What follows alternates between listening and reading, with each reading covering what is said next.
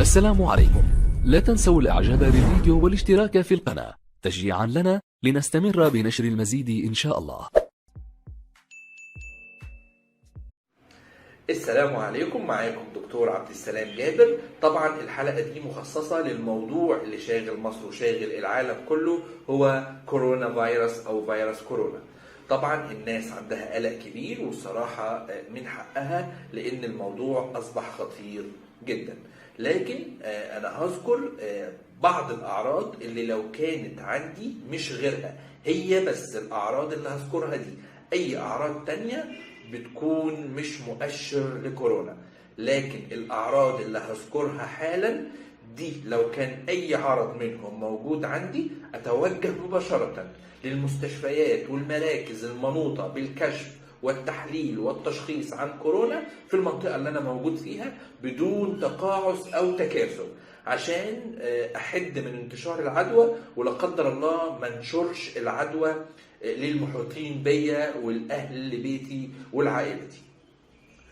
أول عرض بيبقى مؤشر قوي إن الفيروس كورونا مش غيره هو جفاف الحلق أو جفاف الزور، او زي ما احنا بنقول زوري ناشف مش عارف ابلع ريقي. بيبقى جفاف شديد جدا غير اي تعب او اي عرض مر عليك قبل كده في المنطقة دي. فلما يكون عندي جفاف حاد وشديد جدا في الحلق او الزور، اعرف ان ده مؤشر اساسي ان ممكن تكون الاصابة كورونا فيروس.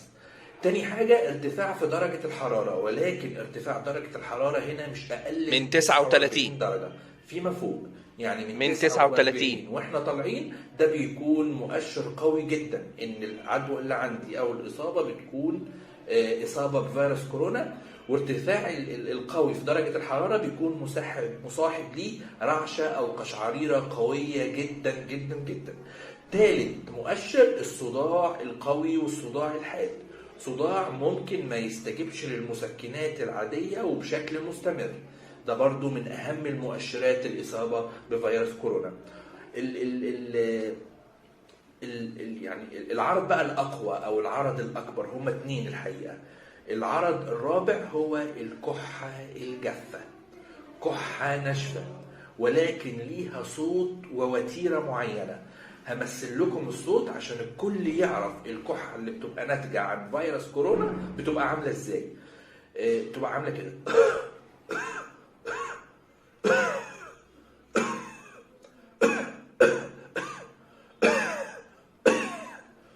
تاني.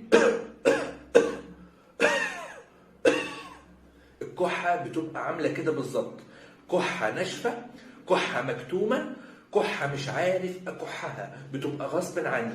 ليه الكحة شكلها عامل كده؟ لأن بيكون مصاحب ليها، وده العرض الخامس اللي هو ضيق في التنفس، ضيق شديد في التنفس.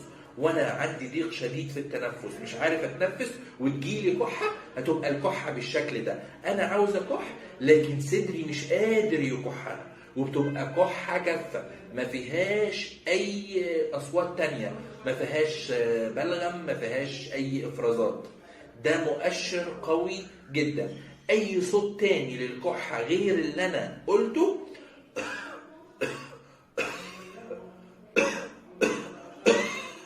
غير الصوت ده نعتبره مش فيروس كورونا ومش عدوى من كورونا. يا ريت نعيد الحته دي تاني ونتفرج ونسمع عن الاعراض ايه بالظبط، عشان مش اي حاجه او اعراض تحصل لي اجري على طول واعمل قلق. لان لو انا رحت مكان بيشخص كورونا او بيعمل تحليل كورونا وانا مش مصاب، ممكن للاسف اتعدي واحمل العدوى وانشرها تاني. فانا ما اروحش الا اكون متاكد بنسبه لا تقل عن 70% وان 2 من الاعراض اللي انا قلتها دي لازم تكون